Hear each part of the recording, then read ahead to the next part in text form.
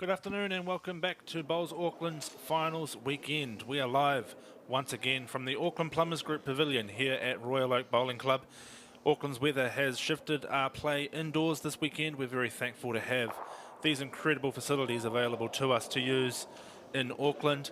Earlier today we saw Lisa Prideaux of the Auckland Club win the women's singles centre finals, and we saw on the broadcast Liam Hill, Ryan Hill and David Motu claiming the men's triples title for the Auckland Bowling Club as well. We shift focus now this afternoon to the women's triples final, where we see Auckland Bowling Club again represented. My name is Brendan Walton, Club Partner Operations for Bowls Auckland, and I'm joined in commentary this afternoon by local bowler and sports journalist Paul Naser, who will take you through the teams in this match. Thanks, Brendan. We see the first bowl underway, so leading off for Auckland is Kimberly Hemingway. Her direct opposite will be Rachel Hancock, who's on the mat now. There she is. At 2 in the Auckland lineup is Lisa Prideaux, who, as Brendan said, already has one title in the bag today. And she'll be squaring off directly against Waimoana Stainton, who is a player with a reasonably good record in centre championships, won some titles. The skip for Auckland is Aggie Motu, and skip for Onehunga and Districts is Jamie Delaney. So they're two teams with plenty of experience and quite a bit of success at this level. Yeah, plenty of firepower in the lineup today. All the Auckland team are current or former Auckland representatives, and equally in the Onehunga and District side, Rachel and God, my mind's just gone blank. Save me, Rachel and Jamie. There we go. Both in the Auckland women's representative squad. So yeah, plenty of talent there on display. Bit of a loose start from similar both to what we players. saw from the men, actually. Yeah. Was that they had a bit of trouble calibrating the old rangefinder early doors. Yeah, it's a pretty consistent rink, but obviously, as we've talked about in this afternoon's earlier broadcast, each rink at Royal Oak is a little bit different, and it does take a bit of time to find each rink. I'd imagine after the singles success that she had earlier today, I would expect Lisa Prideaux's bowls to be having a fairly cosy relationship with the Jack. She's normally there or thereabouts. Yeah, it was a pretty thrilling final against Carlton Cornwall's young Henrietta Scott. 21-17. It was a pretty competitive match. It sort of went to and fro. They both had their time in the lead. Lisa ultimately closing out that match. A bit of experience shining through. Well, she's had a good run the last couple of years, Lisa. She's won quite a bit. A national pairs title this year, amongst other things. Plenty of success at club level and centre level. Yeah, and been involved in the Aotearoa squad. In that New Zealand development space as well. Yep.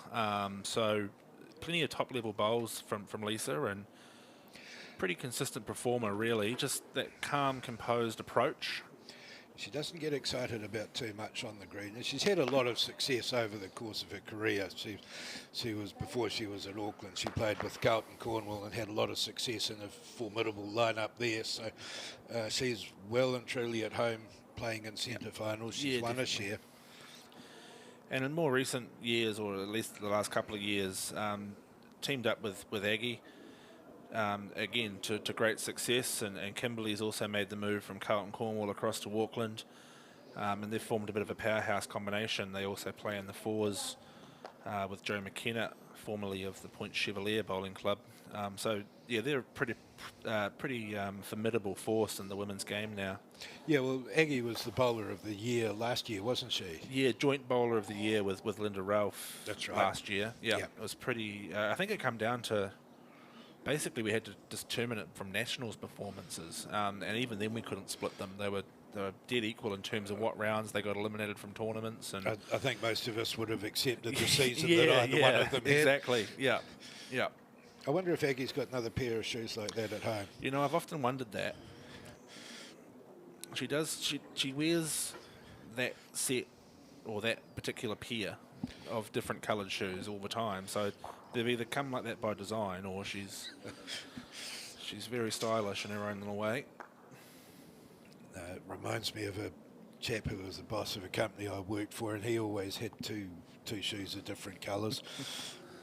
And it was a fashion statement. Yeah. Oh, I get enough flack if I'm wearing different coloured socks, let alone different coloured shoes. I'm lucky if I'm wearing shoes.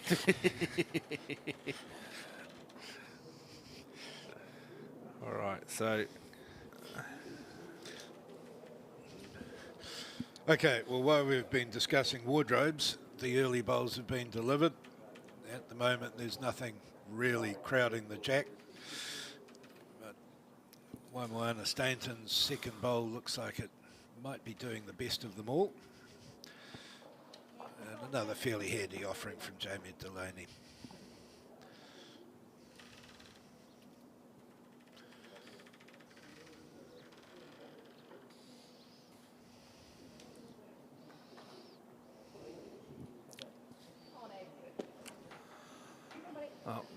both Auckland ladies watching this quite intently.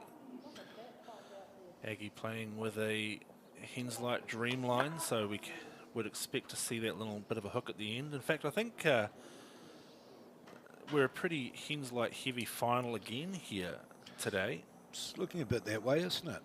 I know Lisa plays with a Drake's Pride alias 125, but as I look across the green, I'm pretty sure everything else is a Dreamline XG. So except maybe the dark blue no, ones I there. think the dark blue Oh, ones you could might be be right XGs about as that. well. They've got that signature little cutout grip.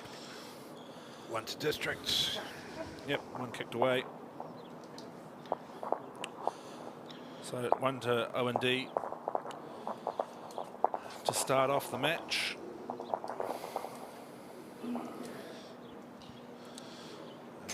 And again, it's similar to what we saw in the men's final. They just took a couple of ends to get settled in.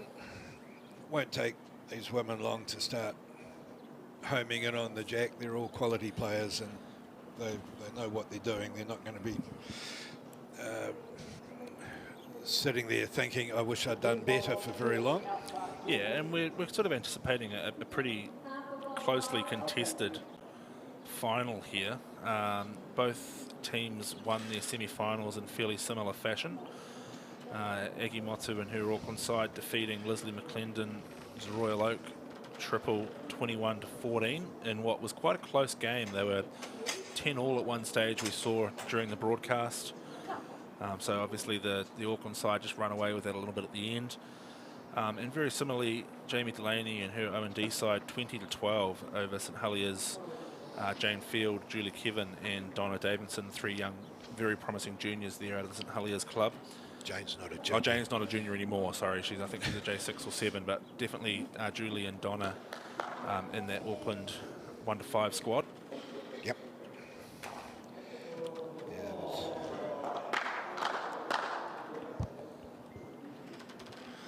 Jane wouldn't be upset if you took a few years off. I'm sure she'd love a couple more years back in juniors. Yeah, I'm sure she would.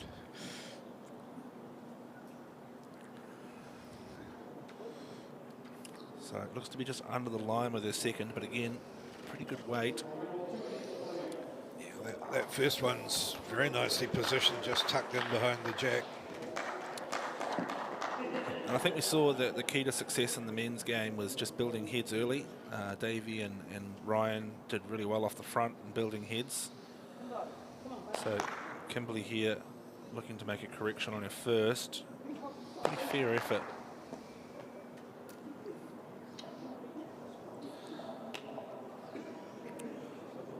Aggie and Lisa have had a bit of success in triples in the past.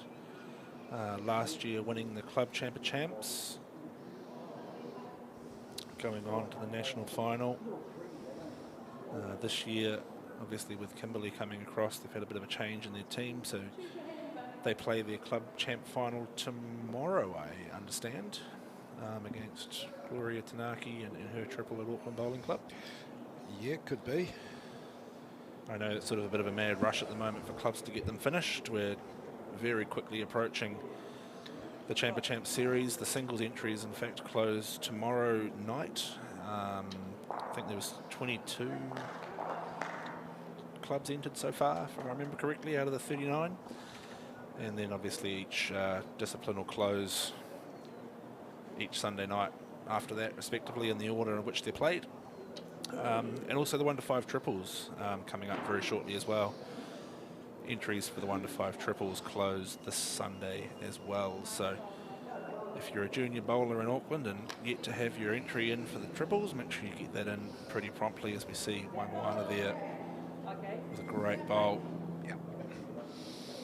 She's one of these understated players too. You won't see her doing much that's fancy, but you won't see her doing a whole lot that's wrong. She just is there or thereabouts on a regular basis. Yeah, definitely. Very consistent, sort of tends to be the glue in the middle.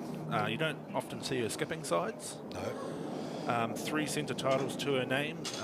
Most recently the centre fours in, what did I say, 1920? 2020. 2020. Good note here. Great bowl from Lisa there. And then a couple of champ events to Waimoana's name as well, 16 and 17 triples and fours. So the bigger teams seem to be her go-to. Well, yeah, the team game. She works those well. And you find that a lot. You get players that become 2-bowl specialists, and they provide that concrete in the team. Yeah, it's a different mindset at times to playing singles where you're always in the game, you're always on the mat or thereabouts. You don't have a whole lot of downtime, and some people really like that, but in triples and fours you have a few minutes every end where you're not actually involved in what's going on other than directing the head.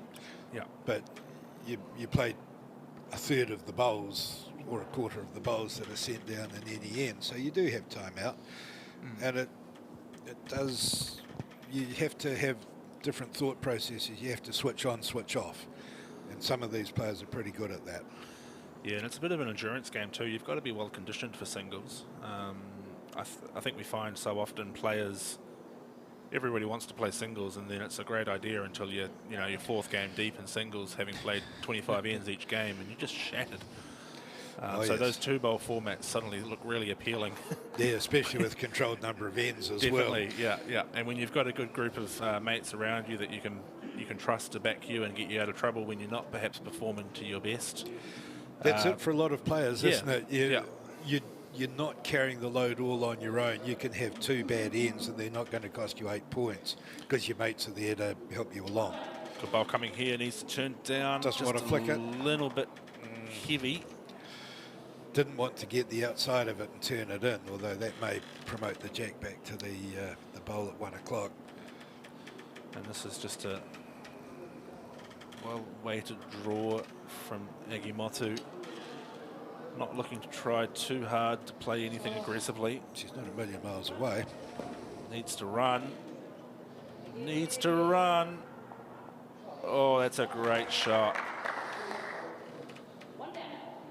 What? No, Kimberly's picked up the jack. That must have been Waimoana shouting out. Yeah. Thought that was Lisa's voice for a second. So 1-2 Auckland Bowling Club. Yep. And we're 1-1 after 2. If that's going to be the standard we're going to see for the next couple of hours, it'll be worth watching. And the replay there. Shot of the end.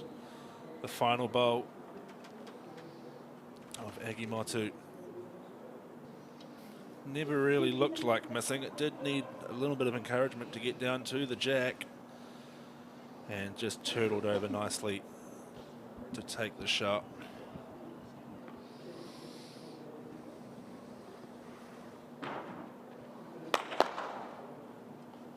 Come on, buddy. Keep rolling. Yeah, not a bad start. Well done, mate. Great start there from Kimbo.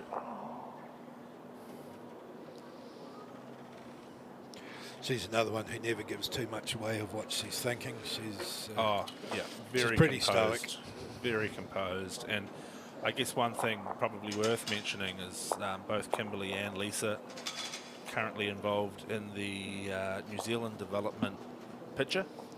Yep. So they both played in the Trans-Tasman this season down in Wellington. Yep. I believe the women's development team actually did all right. I think they were probably the best performing of what was probably an underwhelming campaign for the Blackjacks overall. That's probably a fair way of putting it. Yeah. I did see Trish Croop, the women's selector, floating around Carlton, floating around Royal Oak this morning. Yeah, well, they'd be silly if they ignored some of the players who are on display today.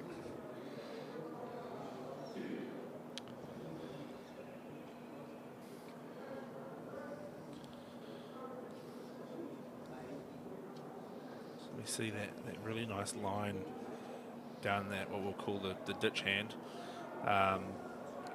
For that dream line, turns in nicely. That's a great shot from Rachel. Good leading from both of them. Beautiful leading. Some great camera work there as well. Riding right on close into the action.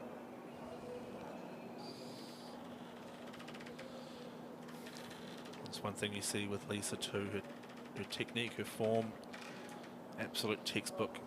Head up, eyes forward. Very still head through weight transfer. It's not unusual for her to start a little slowly and then come home under a wet sail. She's definitely noted for it in singles. She can be 6 or 7 shots down and almost at the end, but that does not mean the game is over. She holds it together really well, never panics. Just when she gets it right, though, she gets it right for end after end after end. So she's a formidable competitor.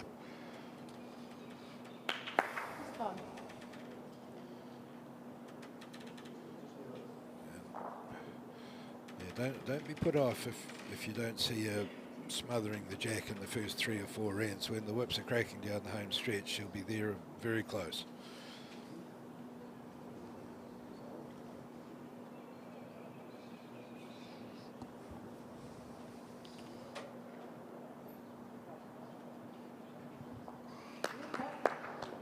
That's a pretty handy position there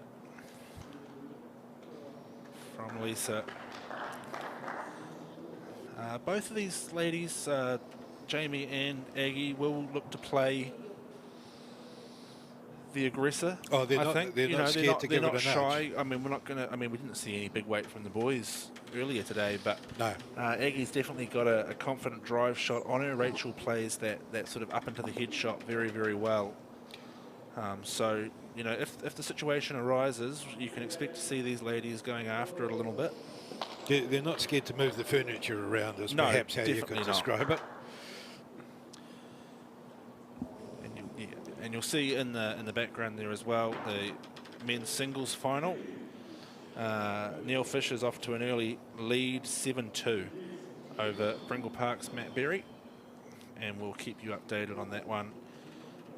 Very much Matt Berry looking to finish his story there a little bit, backing up his National Open singles win with the centre title as well. Aggie there looking just on the probe, a little bit under the line. Yeah, well, you can cover most of them with a reasonably small towel, so they're starting to find their range. Third end, you'd expect something like this to be going on, but they're not quite full on yet, although they're getting there. The leading on this end was excellent, so nobody is going to get badly burned.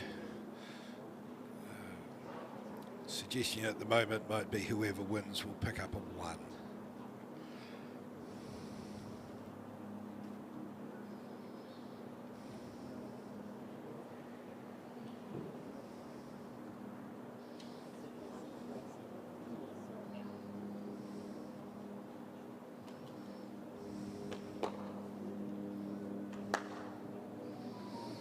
Remember, this game's being played under championship conditions, so a killed end is killed. There's no respot on the 2 metre mark, but it's still one of those things. There will be occasions when the jack is pushed through the head, so having something in the back doesn't hurt.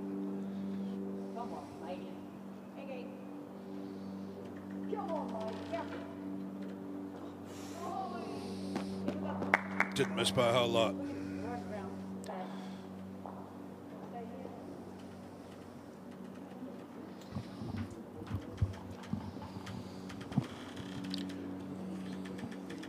think Jamie will be going too aggressively after this jack here. I think she might be happy to take one and go. Yeah, practice bowl, I think. This one, you don't really want to disturb the head there. She's in no danger of doing that. One more to district, so they've got a 2-1 lead after 3. Interesting little situation there, you know. I think a lot of players tend to throw that last bowl away. I was watching Shannon McElroy and some other formidable player, I forget who he was playing against. Might have been Aaron Wilson or something in a Trans-Tasman or something like that. And, you know, they had what they called those nothing bowls. And they'd never just throw them away like that. They'd try and draw to the, you know, within a millimetre of the ditch on the corner peg, or, yeah, you know, they were choosing a purpose. And if they had a bowl to spare, they were going to maximise it and practice something, which I thought was a really cool mentality. And it's something that I, when I'm concentrating, try to bring into my own game as well. Never throwing away those bowls. There are always opportunities somewhere. It's something that a lot of people willingly pass up, actually, isn't it? Oh yeah, it's a great opportunity to practice something. You just kind of take it for granted. I think you get a bit excited you're going to score. For some of us that aren't quite as good, you know, you just take the one and yeah, take the one and you run. ride that wave. But what really is alarming is if the practice bowl is way off target and it's getting unfortunately close to the jack. Yeah, it gets a wicket and scores. That's definitely done that before. You just turn around and shake it off, and I trusted myself. So yeah, the lead's starting to dial in a little bit more now.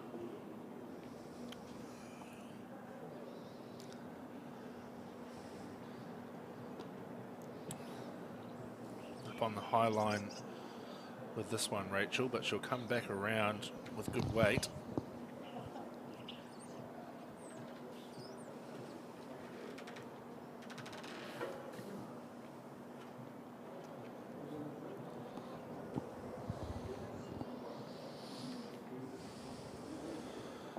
Oh, and that'll definitely be too wide. You see, outside the rink boundary, they don't tend to come back to the centre line.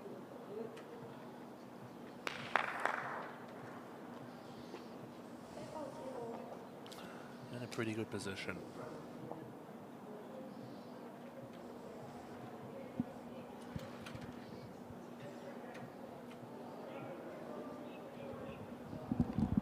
Very simplistic and steady style is why Moana gets into that semi-crouch fixed stance. And then, as I say, very minimal swing through. Very consistent. Looks to have drawn the shot there. You've got Lisa on the forehand, which suggests she's not wanting to knock that last bowl up.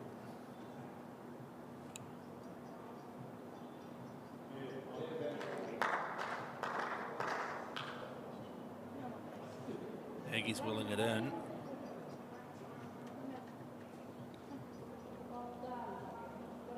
That's going to run up and in, so that will be the shot.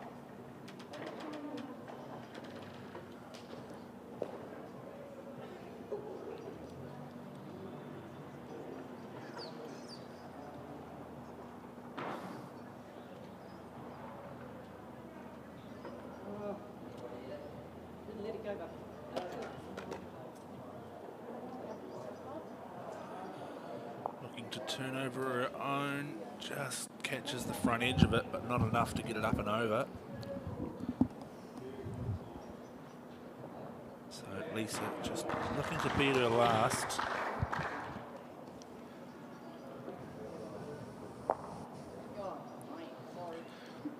Didn't seem impressed with that one.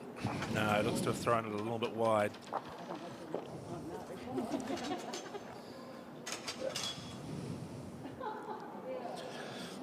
Well, in the course of today, she won't have sent down too many that got that immediate reaction.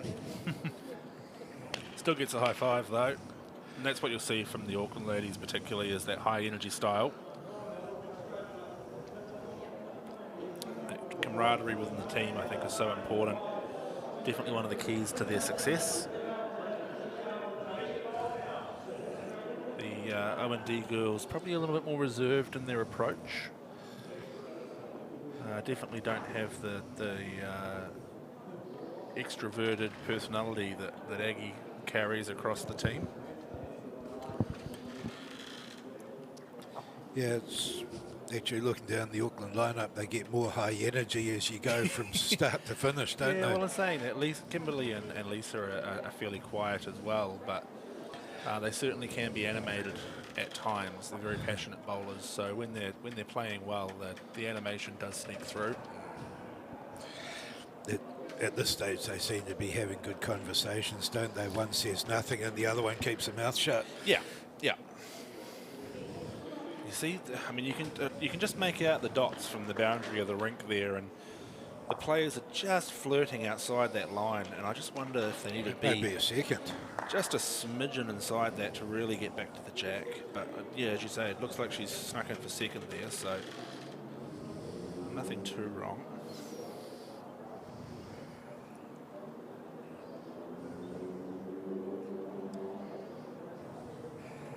Yeah, the initial facial reaction suggested she probably threw that a little bit too hard. And too wide. A bit more of a throw than a deliver. But it's all right. She's got another one. I don't think she has. I think Does she she's not? done. I think she's done. Oh no, they scored the first end, didn't they? Yeah, Yes, it was the they last did. end. Yes, no, sorry, that's poor commentary from me. If that's the worst thing you do today, you've had a reasonable day.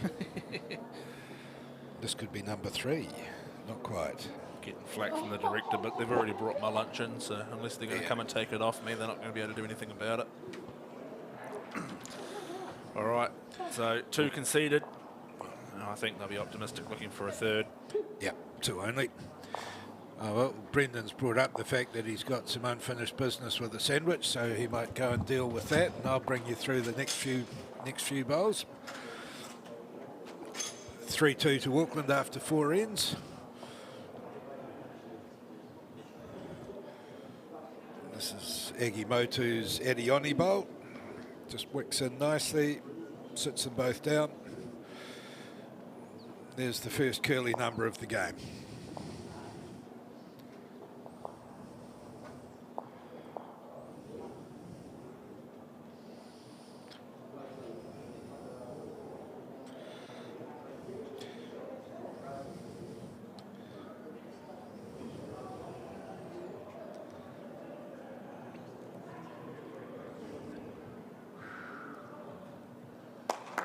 Nice, Kim. This is a pretty useful start from Kimberly Hemingway. Great starter, buddy. You'll take one of those.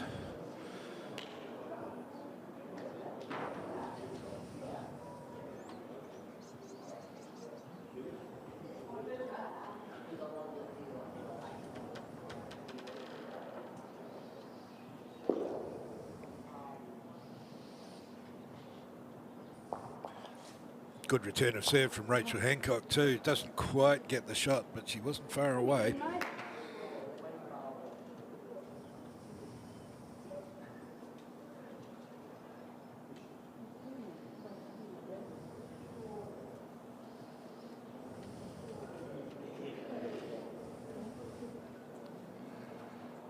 You good again, mate. Yeah, very good.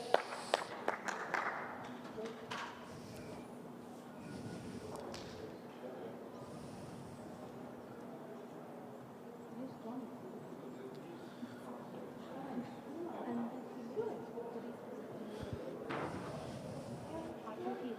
Right, the last offering from the leads.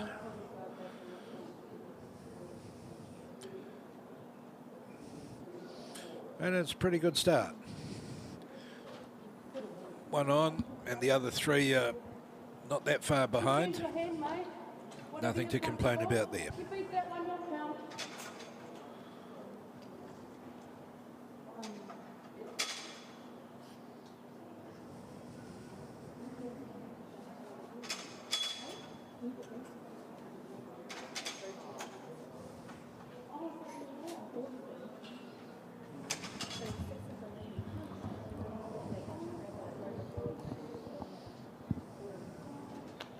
All right, mate, your weight's good. We just won down to this bowl. It's that short. interesting approach from Waimoana. Most of the other players are going on the other hand. So I think she might be asking a bit much out there.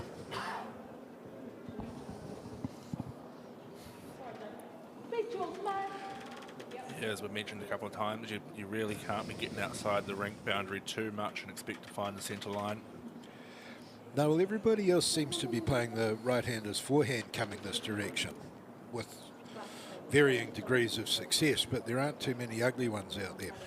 Well, it seems like quite a consistent draw. Like to use a bit of bowling terminology, they're using kind of a midship green. And they're not really using the whole rink out there. It's just a nice, consistent, steady draw. Yeah. Banana arc. Whereas out the other side, if you get the weight right, they do hook back in, but you've really got it's a really fine line. You get that touch too wide and you do lose your bowl. I think you have to actually believe in yourself and be prepared to play a little narrower. Yeah, well, we're seeing a change of tact here. Looking for a bit of aggression.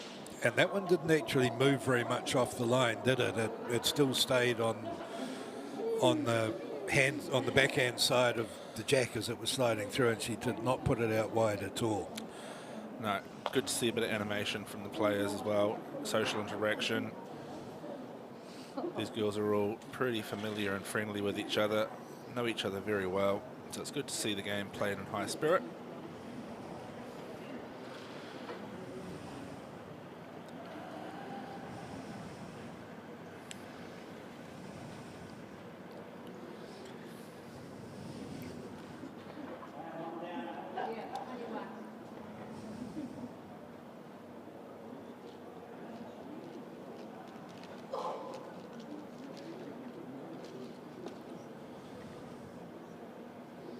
So probably suggesting seeing the approach from Waimoana to put something in the back of the head.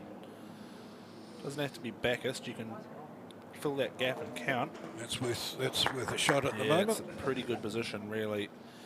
And what that does too is if Rachel does look for that split again, it still leaves them with third shot, so it's unlikely that Aggie's bowl will be removed from the head. I hate to be pedantic, but Rachel won't be doing anything. Oh, 'cause sorry, she's no, paid that's her to. Jamie, sorry. Yeah, no. That's right, you keep me honest. Impossible. Maybe by the end of the 18 ends I'll work out which one's which, despite having it written down in front of me on a bit of paper. Don't worry, everybody who's tried this gig has been there at least once. You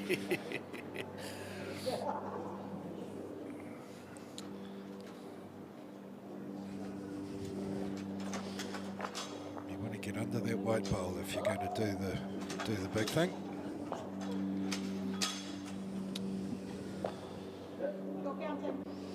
Well, that's going to leave an interesting decision now. You back yourself to make the correction, or do you be a little bit more aggressive trying to reduce the count? Yeah, because if this one goes where Aggie will obviously want it to go, she could be looking at 4 down. Or what Aggie doesn't want to do here is build a 3-bowl target though. If that's counting, it's actually a really good shot. I think it's effective anyway. Yeah. Very difficult to draw the shot around those 2 shot bowls on the forehand.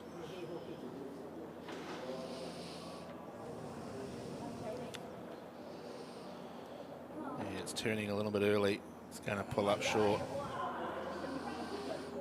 Well, she's beaten that one, so definitely 2. And 3. Well, that could be the first little break in the game with Auckland picking up a 2 and then a 3, so they've jumped out to a 6-2 lead after 5 ends. And in all honesty, they didn't have to work too hard for the 3 on that end. It was a bit raggedy from Districts, and Auckland were good enough to just pile the bowls in there. Everybody got 1 counter.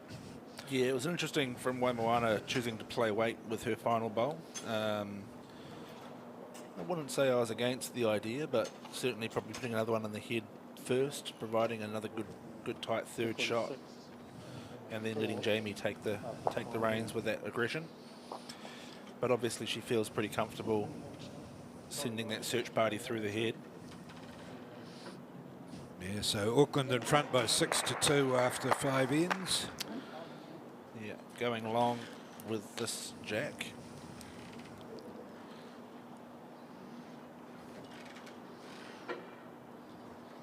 Yeah, but just as a player, you'd walk up there and you'd look at that scoreboard and you can just see a 2 and a 3, and you're starting to see the numbers creeping up a bit. You think this is something we've got to stop the bleeding here fairly quickly. Yeah, definitely. The consistent ends are the ones that kill you the most. It's not so bad when you're dropping ones, but you've got to be able to return the serve. Yeah, and also Districts had won the first 2 ends playing away from the clubhouse, and so they picked up 2 ones, and then to dump a 3 is it's just one of those little things you look at, because they haven't picked up a point coming this way yet, and what was their way, they're suddenly losing that way as well. Yeah, definitely. It's early doors yet, we're not even a third of the way through. We will be at the end of this end, but it's just little things you notice when you're playing and think, right, we've got to stop that. You see some of Bowls Auckland's partners rotating across the bottom screen. We thank our partners very much for allowing us to run our season and bring you the broadcasts this year. Jarden Investments, leading investment and advisory firm, connecting people, insights and capital to deliver exceptional outcomes. Their services range from investment banking to capital solutions and wealth management. You can find out more about Jarden by heading to www.jarden.co.nz. Taylor Bowls New Zealand, a more recent partner with Bowls Auckland. You can go to taylorbowls.co.nz, use the code BALK10 for a 10% discount on all of your purchases with Neelish and the team at Taylor Bowls. And of course, we mentioned in this the earlier match today, Shade Systems, the provider of the canopies over the bowling greens, including the one here at Royal Oak. And Shade Systems have joined Bowls Auckland in sponsoring the Chamber Champs series, which starts in 3 weeks' time with the Chamber Champs singles, and we look forward to that 4-week series, 5-week series now, with the addition of the mixed pairs leading into the National Chamber Champ Finals series.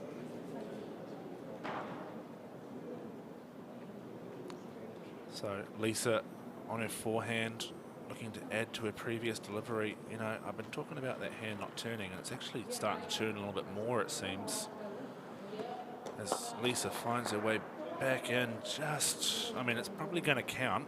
Hasn't come all the way home.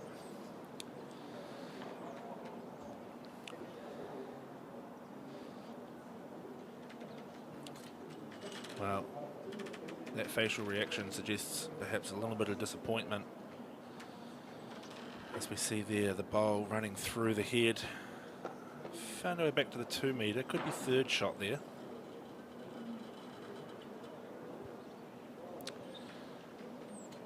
So players crossing over, and the Auckland girls doing pretty well off the front.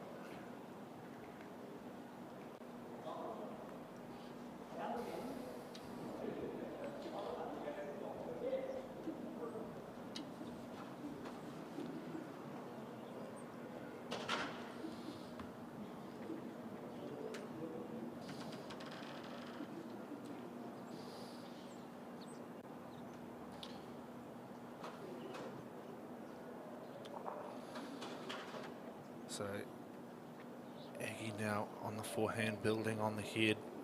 Again, that really wide line on the forehand coming back towards the clubhouse. If you can find the break point, it does work. Little wick off the wing bowl, and it'll come back in to count. So Jamie finds herself more than likely 4 down here, and a little bit of pressure on Paul. Not where you'd want to be after the last 2 ends they've had either, because this game could get away from them in a hurry if they can't stop this.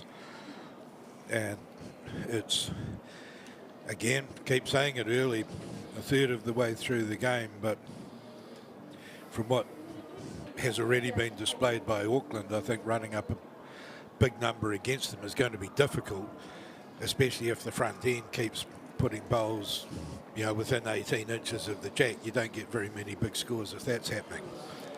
Yeah, and this is what I like to call a bit of a fishing shot. So sort of set one up narrow, trying to get the bowl to do almost 2 or 3 objectives rather than just taking a nice gentle draw around her own bowl, or her own team's bowl, sorry. Yeah, trying to play that sort of searchy shot up into the head, as we see a really cool stat there from Agimoto. 7 centre titles, 4 in the last season. Very It's a quick way to strong get year, gold as we star, mentioned. isn't it? Yeah, exactly. Yeah. You get a gold star for 5 centre titles, so you pick up 4 in one season. You're Right on track. 80% of the way there. Yeah, and looking pretty tidy to win a few this year as well. So she'll feature pretty prominently in the Champ of Champs series again with the Auckland Bowling Club. Yeah, you'd be surprised if she didn't, to be fair. This could be a bucket, couldn't it? This, Yeah, well, this that's- could well be 5. That's 5. This one probably can't come down addressed to whom it may concern. It has to come down with a purpose. Yeah, very, you've very really got to clearly in commit to mind. drawing the shot around that short bowl of Wamawanas. Doesn't like it.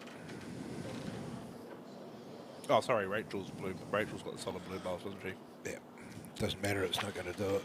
Yeah, she's too heavy. Well, she might be 4th shot. Yeah, definitely cut it down. Could be a measure for 3 now. Those 2, definitely. Yeah, those 2 are gone.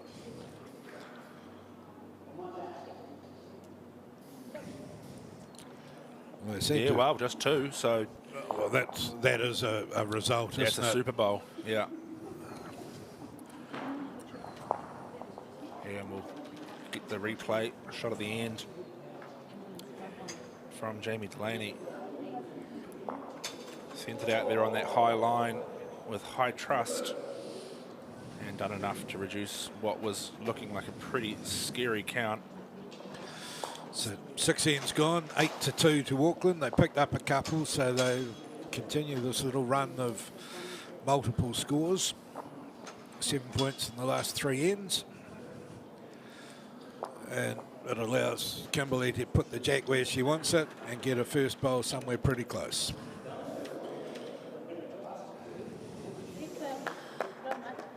On cue, there it is.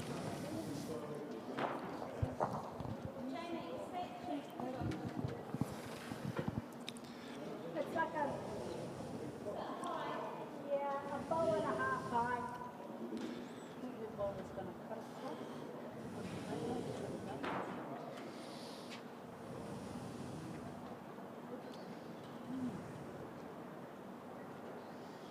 So another longer end.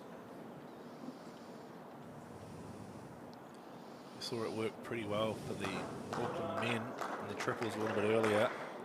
That's a great play from Rachel. It is. It's not the shot, but that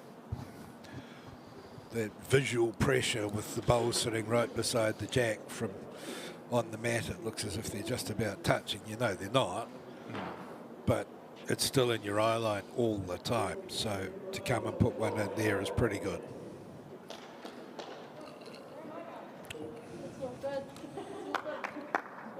Yeah, a bit of a loose one from Kimberley, but running through, staying on the green.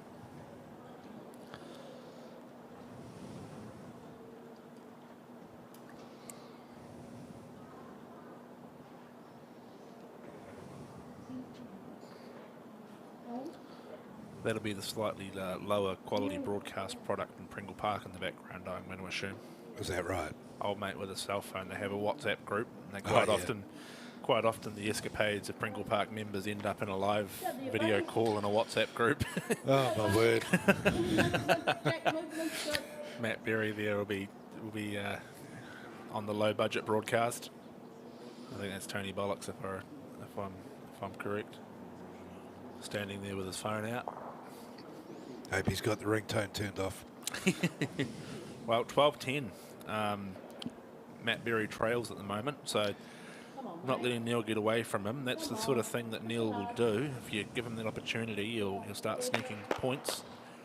Although we've seen Matt this season just well, he's just been the king of composure, really, hasn't Oh, he? he's annihilated some people over the closing stages. He just end after end after end after end. He plays a minimum of one good shots.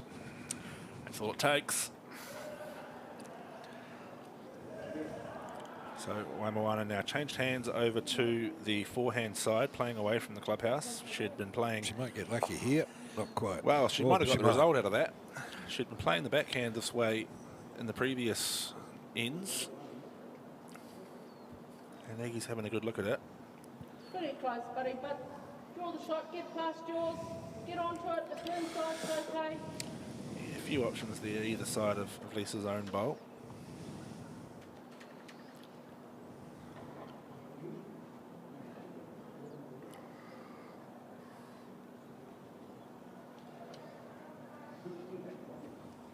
Come on, mate. Come on, buddy. I think she's going to be pretty handy. Yeah, well done. Yeah, that'll be the shot. Great bowl. Bit of a shelf to work off. Yeah, but it's that thing we talked about with the guys from Auckland too, was the first in, best dressed, aren't they? They're getting the bowl close to the jack early. And it's just one of those things where if they're always in your vision, somebody else's bowls, you start Okay. pressing. It's probably a fair way to put it. It's not a bad attempt from Waimoana. Just probably a little bit quick, but didn't really overplay the shot too much.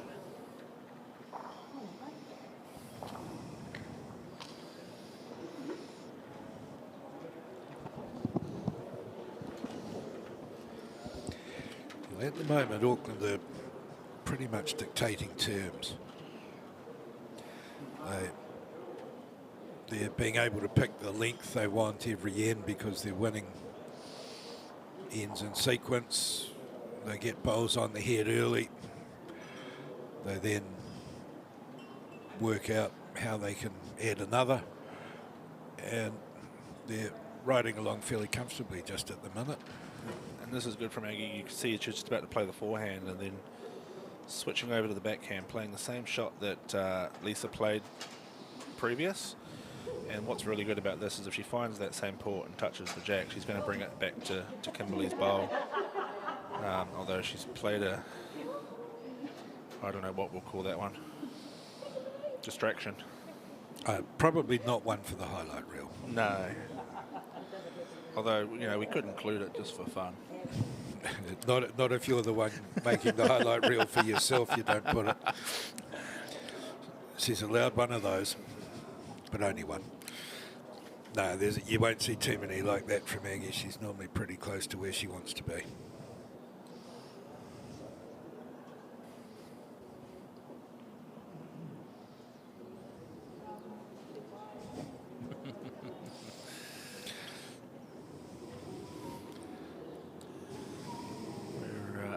Similar racing sort of shot from Jamie.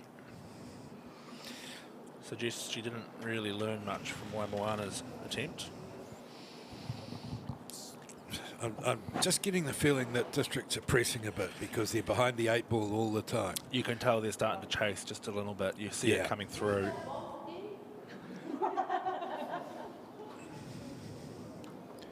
Yeah, the Auckland team are now pretty relaxed. You know, bit of a laugh. And You know, I mean, see, a bit of a joke. They're pretty relaxed now. yeah, yours is the short one, Aggie. That's nowhere near the Yeah, if you can push that in for a shot, you're doing really well. So I would say the Auckland team is in a very good headspace right now. Yeah. I think what we're discussing... Yeah, we're discussing the danger here. So I think the conversation is saying is if Jamie hits the white bowl, pushes it through, is Kimberly going to turn out to the left of screen, which from a man's perspective, and I say that because we like to drive and attack bowls, I think it will get it, but the chances of getting it clear off that front blue are pretty slim. Yeah. More statistically, you're better off playing the split between the white and the dark blue bowl. The running bowl will lock in, and the 3 bowls will split.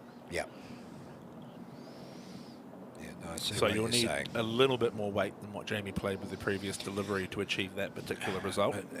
At the moment, though, yeah, if you're thinking about it, you'd have to say that Jamie might have played a few shots with weight, but she hasn't hit any of them. So you're almost saying, here you go, good luck.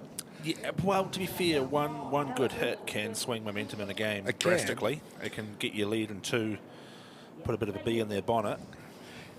It can, but until you get that one good hit, you're prepared to take the chance, I think, especially when you're getting comfortable. Yeah, and you see she's gone back to try a draw shot, which is very tricky after the weight she just played. She's coming in quite nicely, actually. She's done a very good job here. Oh, unlucky. That is a pretty fair effort. She was unlucky with that.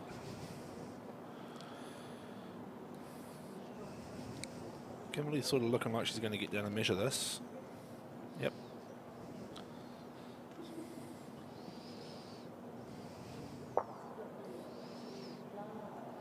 It's like the conclave they're going to have when they're electing a pope. You can't see what's going on.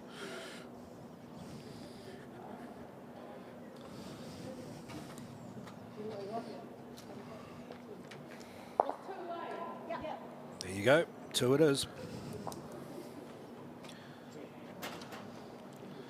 4th consecutive end with multiple points for Auckland.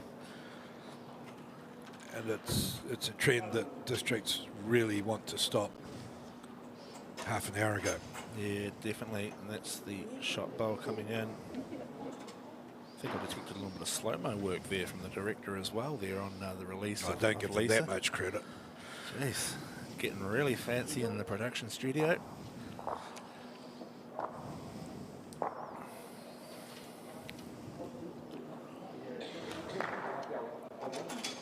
Yeah, definitely taking a bit more green on that forehand side now, coming back towards the clubhouse.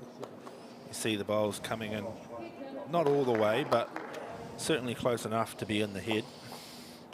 Yeah, again, the weight is pretty good though.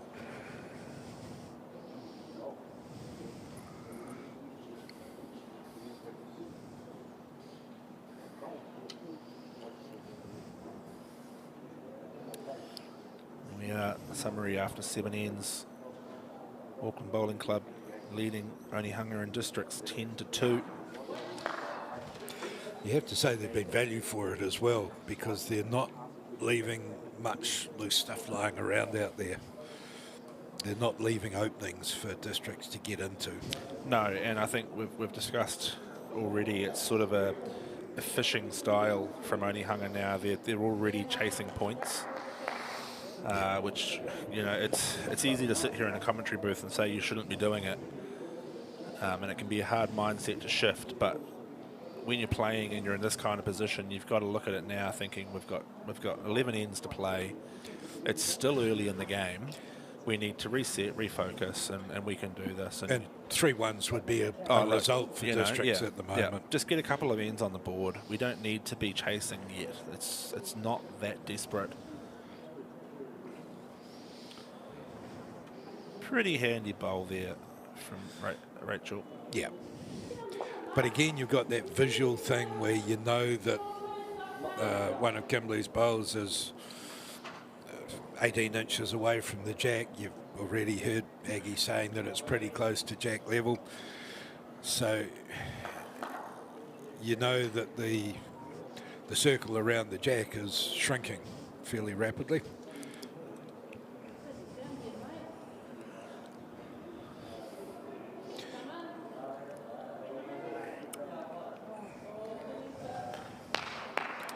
Sort of says to me she might have been a little bit scared about hitting that bowl up. Yeah, though she's been doing pretty well without hitting very much. She's played that hand quite well. And honestly, when she's on song, and she's been going pretty well today, I wouldn't have thought she worries about that too much. No.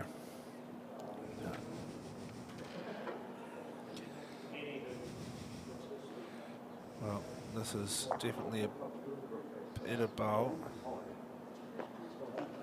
It's finished in a pretty good spot. It might be just out of counting. It definitely warranted a look.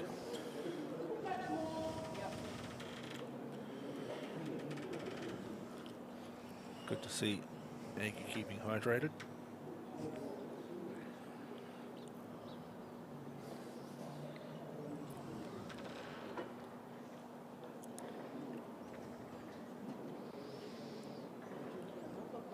This one could be close to the money if it gets around.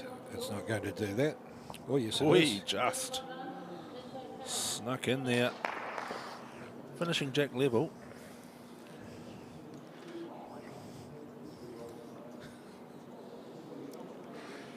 Well, if you can improve on your last bowl here, Waimoana, you'd expect it to be holding the shot. You would. She's looking pretty close. No, she's up heavier. Another good line. Look at that, it'll come right back to the centre line.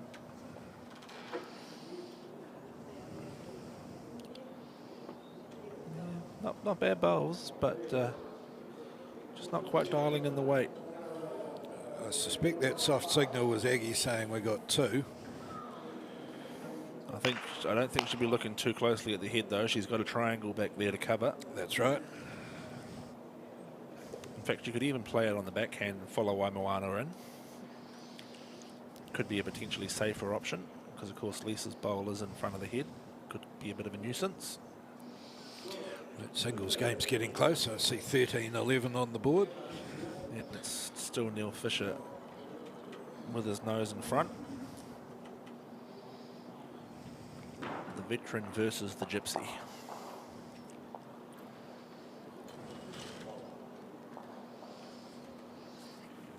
Matt decides he's not going to give you a look, and he doesn't give you a look.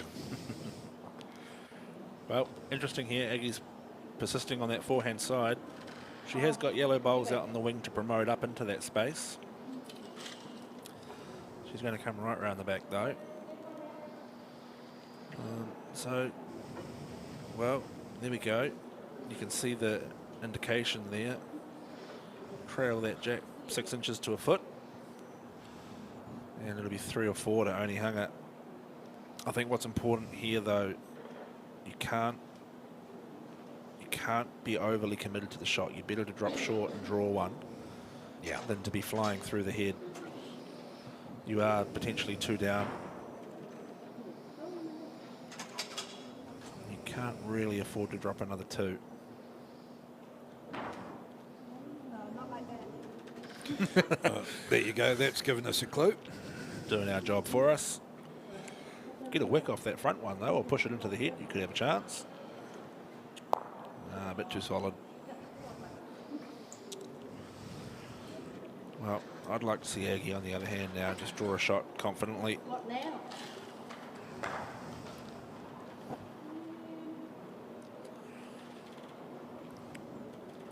You know, some might argue it builds a target, but They still haven't had any of those targets knocked over yet. no, exactly. And you might as that's what I say. You make hay while the sun shines, because the Onehunga team haven't really converted much thus far.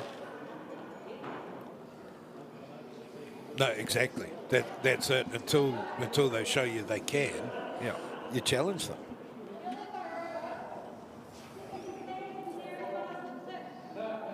It's sitting on a jack. Yeah, I think they're looking to promote that front white bowl of Lisa's, or slip around it, of course. Oh, heavy again. Yeah, it's No, hard. it's- Yeah, I would assume they're looking to promote that white bowl in, or work off the shelf. But she said she was heavy. Her weight's actually pretty good. yeah, it's almost on the trail line. Perhaps just a bit wide. See what we've got.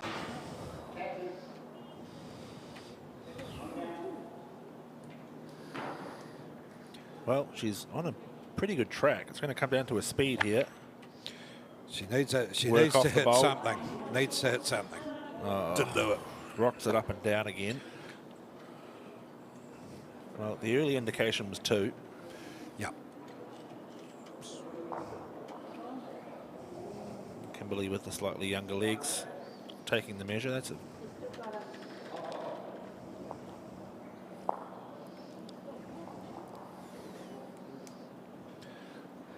Don't know, it's the legs you worry about, it's the knees are the problem. Getting down there is easy enough, but getting up can be a challenge. One only. Did I hear two? No, I thought I heard 2.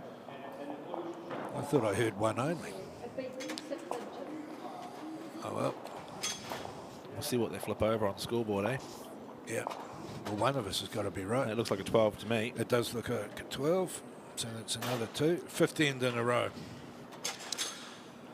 That's scoreboard pressure. Yeah, again, still early though. You know, Onehunga and District's got plenty of ends to turn this game around. They're not even halfway through yet. They could play the second half. That's true. But you look at the board and it goes 2-3-2-2-2, and it catches your eye. You're doing very well if you can shut that out. Cannot deny the board pressure. It takes a good team to be able to ignore the scoreboard and play through. Yep. You know, I often credit the Taranaki Open as being one of the best fours tournaments in the country, and the reason why teams do well there, I believe, are the ones that can switch off, because you do have scoreboards that you can be 25-6 down at lunchtime, or morning tea time, sorry, to come back and win the game. There's so much time on your hands, and if you get really good at breaking games up into little, I call them micro sectors, you know, sort of 3, 4, 5 ends, and win those little mini battles, you can really pull back those scores. You know, they've got 3 lots of 3 ends. If you get those 3 little micro sectors now, you can close up those, say you score 4 shots every 3 ends, you know, you're going to close that gap up really quickly. And that's what you've got to look at. You can't be looking at getting 5s and 6s because they don't happen. Well, they do happen, but they're not realistic. You don't really you plan get them when do you're you? lucky, yeah. Not in the final. You need somebody to make a mess of something. Bit of team talk going on in the background there. Tactics, tactics, tactics.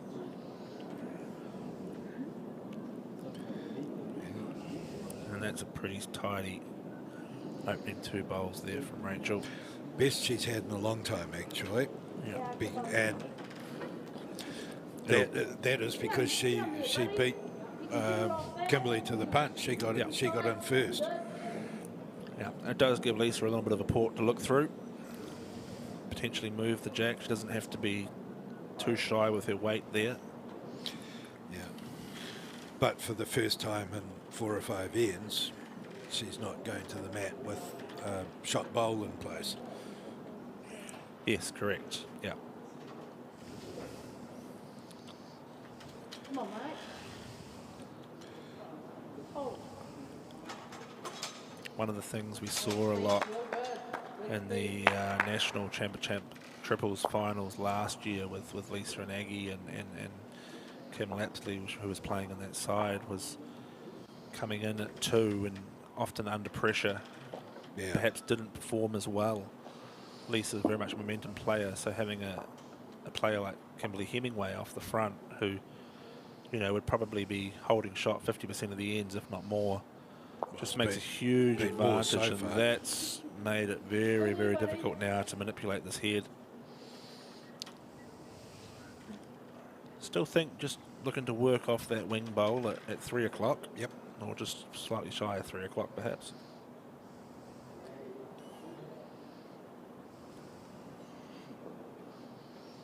Or from the bat end, 8:30. Yeah, well, anybody that's tuning in that's not familiar when we talk about 3 o'clock, that's if you imagine the bowl's position on a clock face. This is not bad. This is not bad. Oh, that's a great bowl and a really unlucky result. So 12 o'clock being, as we look at it on screen there at the top of the screen, 6 o'clock being at the bottom, 3 and 9 on the sides, of course. It's a technique that the blind bowlers actually use. Funnily enough, when they're playing bowls, they quite often you're marking a blind game and you'll hear 3 feet at 6 o'clock, and it creates that mental image in their head. Obviously, much easier for those who have gone blind in their lifetime that have actually seen a clock face. But the other thing is you have to remember that from the jack end, the clock is reversed when you get up the other end. I tell you what, they are exceptional at it. I had the opportunity Oh, many moons ago now, down in New Plymouth, they had the blind New Zealand singles. I think it was, I can't remember what it's actually called, something along those lines. And was fortunate enough to, thanks to my little bit of experience in coaching at the time, got roped in to be a director for one of the players, and it was just a mind-blowing experience. They're incredible, what those blind bowlers can do. The blind, you find blind players in a lot of games you think they'd find hellish hard to play, but they've got it well and truly under control.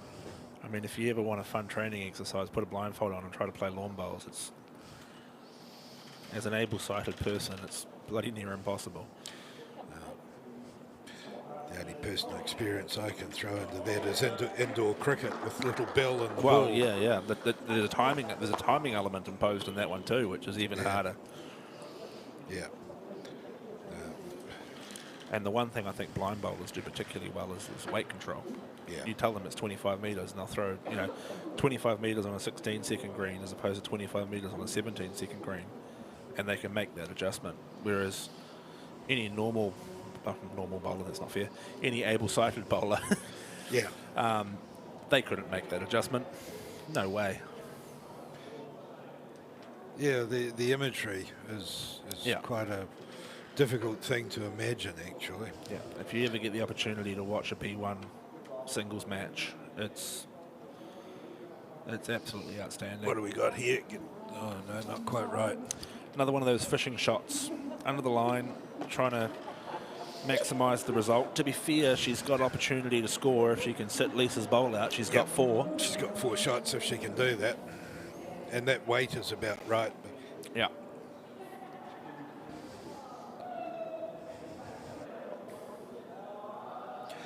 I'm not sure how many shots down Aggie is here. It might only be the one. Might be none in a minute. That's a great shot. Now that is not going to make you happy. You've done all this work, you've built up your first good head in ages, and Aggie comes along with the last bowl and just chips the jack out, puts it straight on top of Lisa's, says beat that. Good luck. Yeah, I can't tell you what we call those. It's not broadcastable, unfortunately. I think most people would get the general idea. We call it a BTMF, and I'm sure you can work out what that stands for. And that you call slightly wide. Yeah, overcorrection perhaps. Again, looking to work off that bowl, so looks to be 2. It was. This is turning into a bit of a procession, to be fair. We're halfway through and it's 14-2, so now it is starting to get pressure onto Mount a wee comeback. Yeah, definitely. It's needing a big change now. Yeah, that was a fantastic bowl. And you think about it, at one stage they were a fairly tight 3 down to come back and Auckland pick up 2 shots. As they're basically saying to districts, you're going to have to pull out something pretty special if you want to get anywhere near winning this. Yeah, well, it's the halfway point now as well. So, what is it? 12 shots to chase? Yep. Yep. So you need at least 4 2s or equivalent. Yeah, and winning every end from here. Definitely got to get a couple of multiples. Sooner rather than later.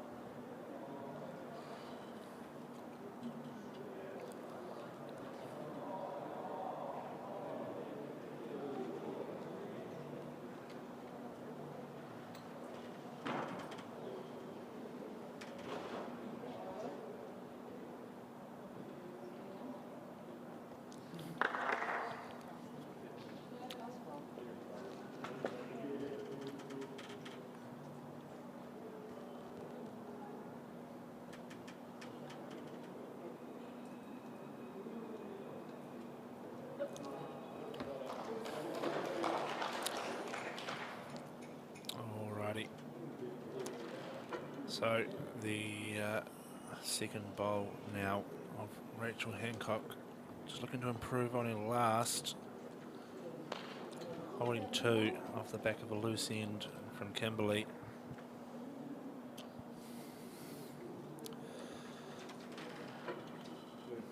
So just as Lisa's playing her bowls, quick rundown on what's coming up in the calendar for Auckland Bowls, and next weekend is the National Bowls 3-5 final, which will be hosted here at Royal Oak. Unfortunately, Auckland not represented in that event. North Harbour's Birkenhead winning the near neighbour playoff and qualifying through. Auckland will be represented, however, at the 1 to 5 year Mercedes Cup, which is the regional 1 to 5 interclub pathway tournament. Mount Albert Bowling Club will feature there. Ryan Hill, who is part of their winning triples side, plays his juniors out of Mount Albert. He'll be part of that side, going up to Kensington actually, to play in Whangarei. And then we break into the 1 to 5 triples on the 17th and 18th of May, which runs concurrently with our Champ singles, which will be played in the covered facilities. 1 to 5 singles is tomorrow, isn't it? The finals. 1 to 5 singles. Yes. Oh, 1 to 5 triples. Sorry, I meant to say. Yeah, no, you did say triples. No, I was thinking you managed to slide past tomorrow without stopping. I probably did side pass tomorrow. Great bowl there from Lisa. Oh, here we go. We've got some graphics to talk to as we rotate through them. So as we mentioned, Bowls 3-5 coming up next weekend.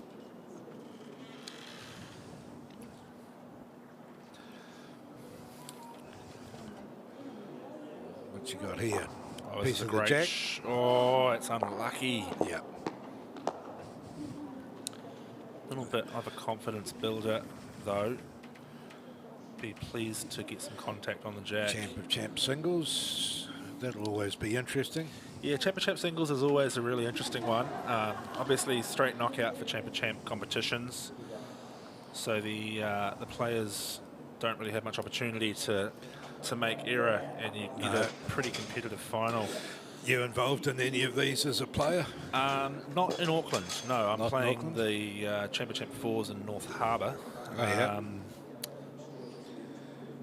But yeah, no, I didn't actually play any club champs this year out of Auckland. I only played the one, but we've got a date a bit later on in the 4s. Yeah, I understand you're playing in the Champ of Champ 4s final. Yep. That's for Bridge Park, if Bridge I'm Park, not mistaken. correct. With the legendary Phil Taylor. Yeah, for a team that was put together at a bit of a whim, we've actually done all right. It's been a bit of fun. Yeah. But anyway, we're not talking about that. We're talking about this here, and it's getting harder and harder to see how districts are going to get much out of this. A clip on the outside of the shot bowl will probably spring the jack to 9 o'clock as we're looking at it, but fine margin. Yeah, I would. I mean, if this were me, I'd be playing big weight on the forehand, and the reason being is you can just see the shot bowl there is slightly high of the jack. So if you can chip it off on the forehand, the jack won't move, or if the jack does move, it moves laterally towards their own bowls. You can get the same kind of result on the backhand, but the white bowl is going to go with it. She's not far off. No, she's going to cut she's under. Yeah. The danger, of course, of that shot is if you're playing big weight on the forehand and hit the jack goes through to the ditch, but then your bowl's going to run through with it. So you'll score the 1. Yeah. And again, this is not to throw shade at the ladies, but they just don't quite read the heads the same way the boys do when it comes to playing that kind of aggression. Yeah, well, there are a few more people in the men's game who'll give them a clatter, I think. Possibly one way of putting it. Yeah, to play the shot that Jamie's trying to play, you've really got to have that weight perfect. Yeah. And you've got to hit because of the angle the white bowl is on, you have to hit it exactly right to actually sit there and stay for 3. Oh, that's a skinny. bad. You need phone a friend. Not happening. 1 to Auckland, and every end that Auckland score now, it sort of just shortens up this game a little bit. It counts double, doesn't it? Yeah, exactly. Yeah. So pretty fair bowl here from Waimoana, almost making something of it, but just being so unlucky in how that jack ran through, sitting on the shot bowl of Lisa Prideaux behind. There are some days when, if you were buying a lotto ticket, you'd be making a donation. That's most days for me. Well, yeah. Yeah, mate. Speaking of which, And there again, we see Kimberley. She might not have been as close to the jack as she wanted, but she's beyond it. So the bowl could come into play later on. She's not leaving any rubbish in the way for her teammates to get hung up on. And that will always make you skip happy.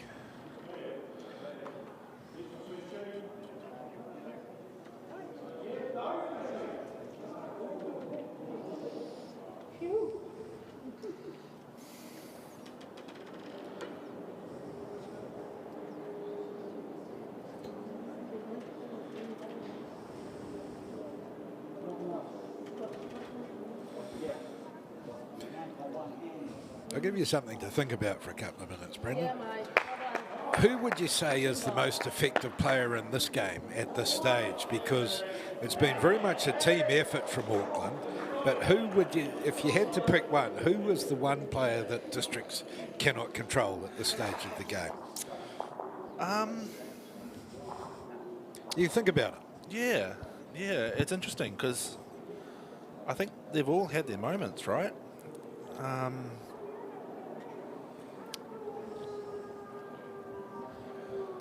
I wouldn't say Kimberley's played the best game I've ever seen her play, but she's been in the area. Like even now, she's not got two super close bowls, but they're in good position.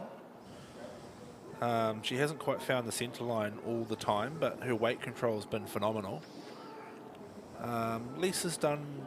I'd probably say Lisa, to be fair, has probably caused the most trouble. She's turned shots around when they're down, or she's put really good bowls in the head to create position. Mate, run this out. And see, like, even that, if she gets him behind, is not a bad bowl. Yeah, Aggie's almost in the armchair, isn't she? The front end is doing a lot of the heavy lifting. Yeah, and it's kind of similar to what we saw in the men's final where, okay, Ryan played some shots, but most of the work was done up front by Davey. And then Ryan built on that. And I think perhaps maybe Lisa's done a little bit more of the work because Kimberley's been sort of there but not tight. But the two of them have worked really well together to build those heads. And arguably, arguably in the wrong order, but it's still being effective. It's not giving Districts much of an opening, though. By the time there are 4 bowls each on the head, Districts have got some work to do to...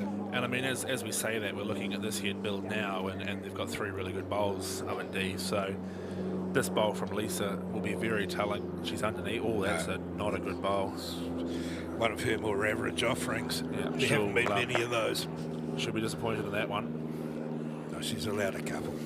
You know, so anything now beating Waimoana's last bowl is pretty near outstanding. And it's giving Jamie a really good chance to potentially make a number, which at this point they do need to get a number. It's getting to that stage, isn't it? See, that's underneath. That's the confidence shifter. And see, I wonder why she was even worried about Lisa's bowl. That's what happened there. She got Lisa's bowl in her eye. I suspect Aggie will be finding herself holding a shot here. Not much in it, eh? Yeah, I still think if you're Aggie, you treat yourself as one down. Yep. Well, she's on the rare occasion she's been one down. She's played some pretty good bowls.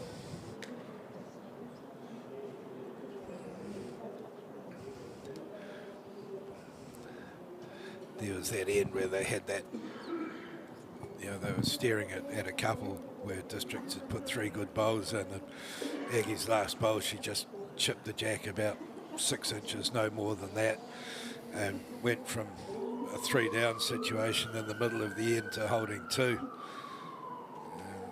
That was a bit of a kick in the wherever you don't want to be kicked.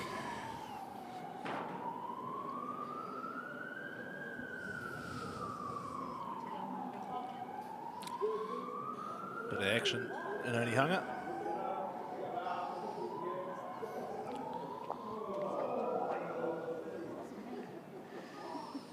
Okay. Maybe they didn't have a lunch break between the semi and the final, and they're just running out of gas. Yeah, well, we did start early, so they probably didn't. I think they turned it around pretty quickly, actually, from the.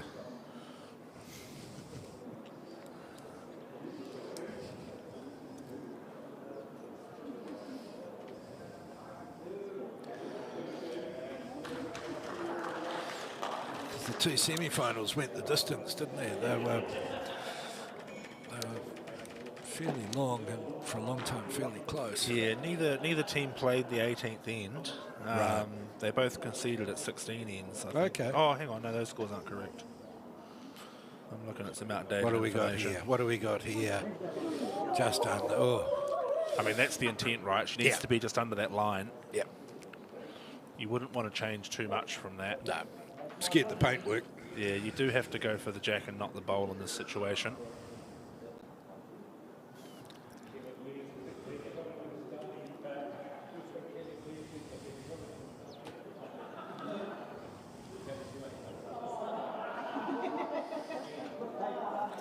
This would be about as rough an end as Auckland have served up in the whole match. Yeah, that's not a great bowl from Aggie either. Yeah. Short and wide, and then, yeah, narrow and, well, speed's not too bad to be fair, Oh. But I can't remember them dishing up an end like that at any stage of this game. no. If they get out of this still holding 1 shot, you'd put it in the bag and just run with it, wouldn't you? And they're going to, I think. Yeah, that's silly a little bit. Oh, well, not silly, but a bit of a rush of blood perhaps, overplayed. No need to be playing that kind of weight at that head. Yeah. So, 1 to Auckland again. 8 consecutive ends that Auckland have put points on the board. Yeah, and I mean, that's ultimately what this final is going to come down to, isn't it? Oh, yeah. The consistency of Auckland have just been too good. And I think if you were sitting in on the District's chinwag over a wine or 2 after the game, the overwhelming feeling would be that they didn't actually play all that well, and I think that would be a fair comment at this stage, is they haven't put sufficient pressure on to even threaten to dictate terms. You know, there haven't been a lot of bowls around the jack. There's been quite a few running through and this sort of thing, and it's been mentioned it's almost like they're pressing a bit, and they have been from quite early. Districts I'm talking about here, not Auckland. Yeah. And so And you do sort of wonder now at playing with 12th end, 6 to go. Are they a little bit too far behind for a late charge? well, they have to go at 2 points an end from here on in to force a draw. Yeah. And that's, given that they've scored 2 singles so far in 11 ends, you'd say 7 consecutive 2s might be a bit of a reach.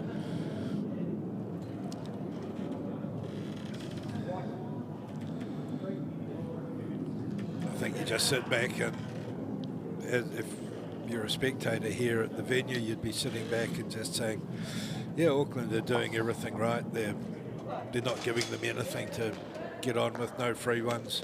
Yeah, and that's good from Kim there with her second bowl. Makes the correction, puts it in behind the head. Yeah. Nothing overly flashy required at this point. All right.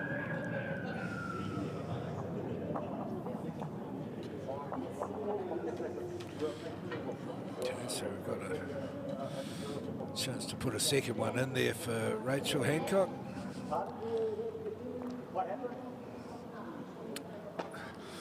Moving the jack widens the gap. You heard Aggie's voice there, 1 down. So move the jack back far enough that the front bowl is no longer a counter. Not quite what districts were looking for, but they will still accept 1 shot at this stage.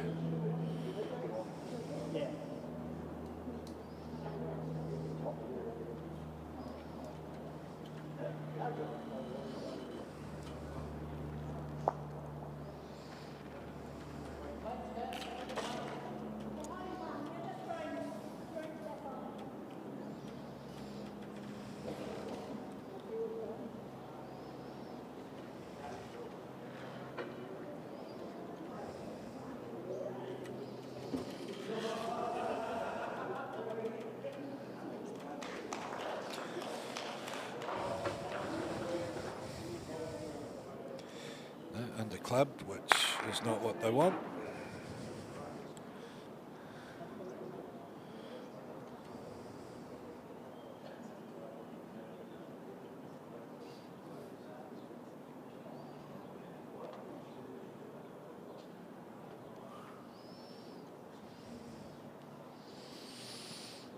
Okay, what's Lisa offering here? It's not bad.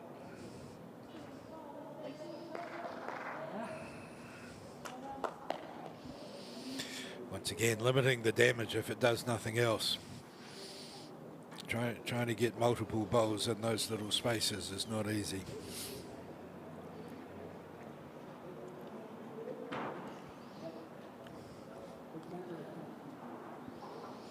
Get another cycle through of our sponsors, Jardine Investments. Second time in consecutive ends that she's chipped the jack, and it's just not gone their way. It's gone straight to where she didn't want it to go, and the bowl was good, the result was horrible. Yeah. Mulcheck, now there's people that I've certainly had a bit of experience with. I have to be careful of all that sort of stuff, and I'd far rather check in than deal with the consequences of not. Yeah, great offer for Mulcheck as partners with Bowls Auckland. 23% discount on a Mulcheck when you book in and use your Bowls Hub ID. You can ring 0800 Mulcheck or visit their website mulcheck.co.nz, and then just mention to the staff there in the Epsom office that you are a member of an Auckland Bowling Club, and they will get you in with that 23% discount.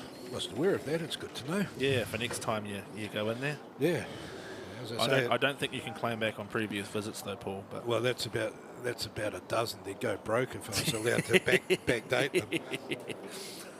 No, very valuable service. I had mine done as well last year, just out of curiosity. Obviously, as a bowler, you're out in the sun for multiple hours of the day, and it's nice to have that reassurance that you're not doing yourself too much permanent damage. Yeah, well, I'm a bit older than you, and we had very little idea of how to look after yourself in the sun. So people of my generation have been at risk for some time. So it's nice to know that you can go and get things like that done, because the consequences of not dealing with it are pretty unpleasant. Oops. Yeah, for sure. Mulcheck have been on board now for a couple of years. They are the primary sponsors of our Interclub series, and you'll quite often see Sue, the CEO of Mulcheck. She makes the flight up from Christchurch each year to interact with our members, gets involved in our community, which is really good to see.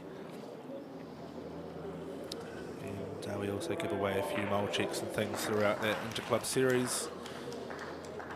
Great to be able to partner with a great organisation like that can help look after our members as well. So make sure you follow up with that one and cash in on that discount. Great opportunity. So a bit of a looser bowl there from Aggie. Still holding the shot though. We really need to see. Well, to be honest, the opportunities here are quite limited. I almost wonder if you start to look to kill it. restart the end, have another go. Oh, that was loud. Okay,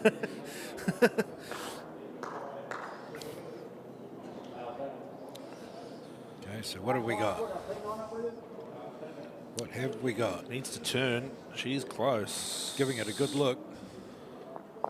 That's gonna be one. They're off the mark. Yeah. And what, since the second end? Third end? Third end, yeah. Third end? I was going to say if the crowd goes mild, but that's a bit unfair, really. Well, No, she finally got a break. yeah. It's what they've been looking for.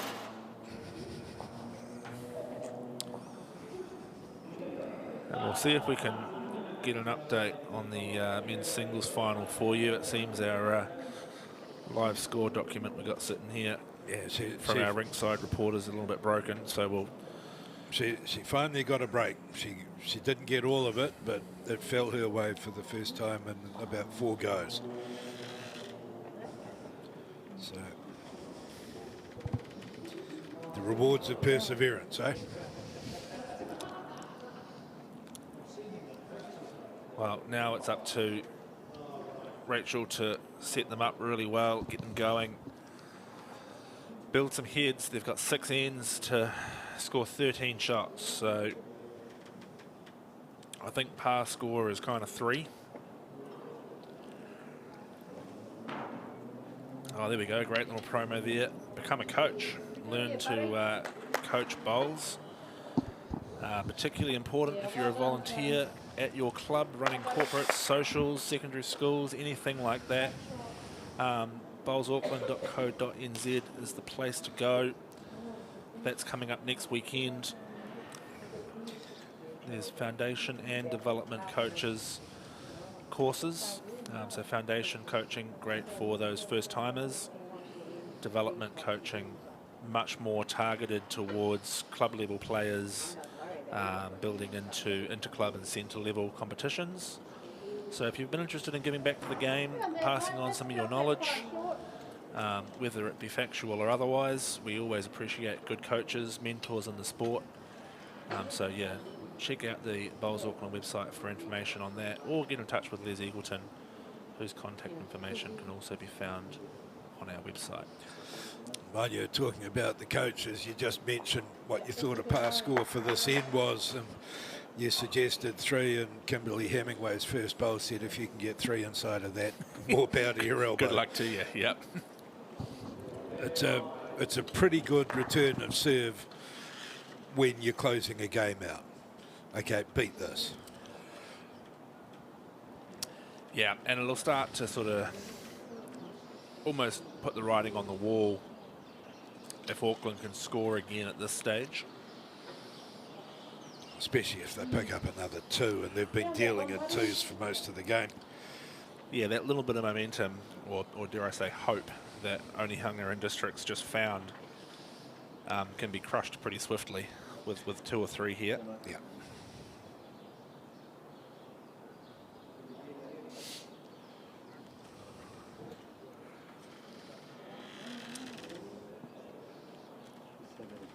This is a great bowl from Lisa. Yeah. Tucks nicely in behind, maybe counting. Just come to a really nice position too. Onehunga will punish themselves having 2 short lead bowls on this end. Well, yeah, especially for the first time in an hour, they had the option of where they put the jack, and where they put the jack and where they put their bowls were 2 different stories. Yeah. Good result there. Yeah. Still 1 down. Lisa will just look to come around behind again. Yeah, going a little bit further into the future there. 6th of July, the annual awards lunch. That's also held here at Royal Oak Bowling Club, where we celebrate all our champions for the season, highlight our rep performances throughout, and also award some of our, what do we call them, the more personal awards, the Coach of the Year, the Volunteer of the Year, Club of the Year, all those people and superstars that in our community that just make the bowl season run. And you see, for the first time, the Onehunga girls having a bit of a conference. Just slowing down the pace of the game a little bit. You do wonder, though, if it's a little bit too late.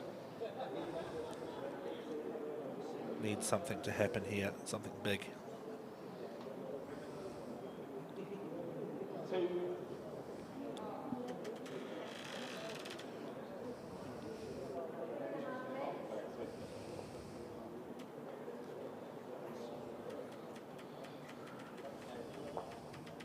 Well, she's on a good line, and her weight doesn't look half bad either. If she can promote her own team's got to bowl. be close. Well, she's got the shot. So if you're Aggie Motu, you can afford to be reaching that. You can sit the bowl, any touch of the jack, you're going to make 3, possibly 4 out of it. You don't need to be too scared. That's not a word I'd use to describe Aggie when she's got a bowl in her hand. No, and you can see that's the conversation they were having. And just as Aggie walks back up the mat, I can confirm it's currently 18 all in the men's singles. They are locked up at 18 apiece. There you go. So it's going to be a very, very tightly contested finish for that men's singles final. Neil Fisher representing Howick Bowling Club, playing the National Open Singles champion Matt Berry from Pringle Park. Oh, 18-19 now. I've just had another update come through to Matt Berry. So Matt Berry with the advantage. Here's Aggie playing that run shot we suggested. Oh, dear, she took the paint off that. Just taking the paint off the jack. The barnacle's got a hell of a fright.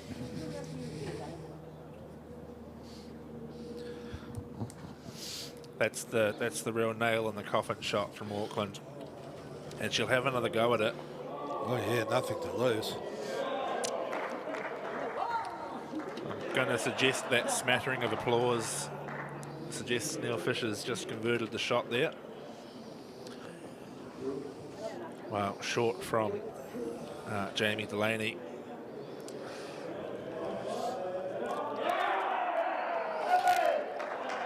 Suggest that Matt's just returned serve very well. Yep, and I'd suggest the bar is getting some money through the till at the Royal Oak Bowling Club. Well, Ag's on the drive This again. was That turned. Oh, wow. That's, that bit in quite nicely, but it will be another 1-2 Onehunga and Districts. They move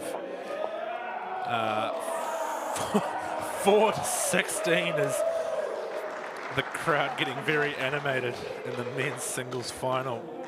Yeah, well, that's about 4 consecutive bowls they've gone up, so the lead must have changed look about here, 3 you can times. see in the background of the replay, Matt Berry holding 3 shots there with the blue bowls. He could have actually just won the game.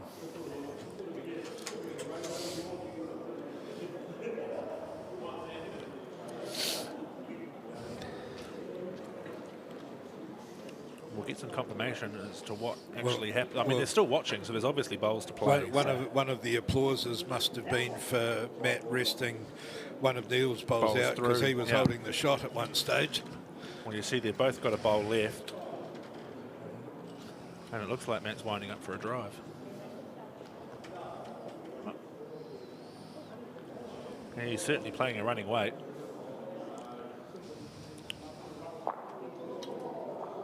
Well, the Panto crowd now are suggesting that he probably missed that shot. Yeah. Got to be able to read the room. Yeah. Exciting stuff. One mistake when you're 18 all, or 19-18 as the case be, and a singles final can all be over, as we see Kimberly Hemingway with her response. It's a bit harder at 20 all, to be fair. Yeah, definitely a bit harder to make a mistake at 20 all. Yeah. Been pretty consistent, Kim, on that forehand side coming towards the clubhouse. She's had her weight pretty well sussed the whole game. Yeah, if she's been missing long, and you're never going to criticise your lead for that. Well, actually, to be fair, I'd have said, particularly coming this way, she's been missing wide, if anything. Her weight's been really consistent. Yeah, going the other way, she's probably been missing a mat long. But yeah. If that's the worst you're going to do, you're not going to have a bad day. Yeah, exactly. Yeah.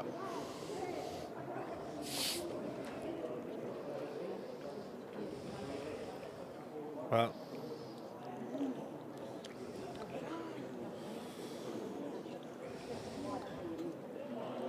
Neil Fisher's throwing up the jack. 19 all. Okay.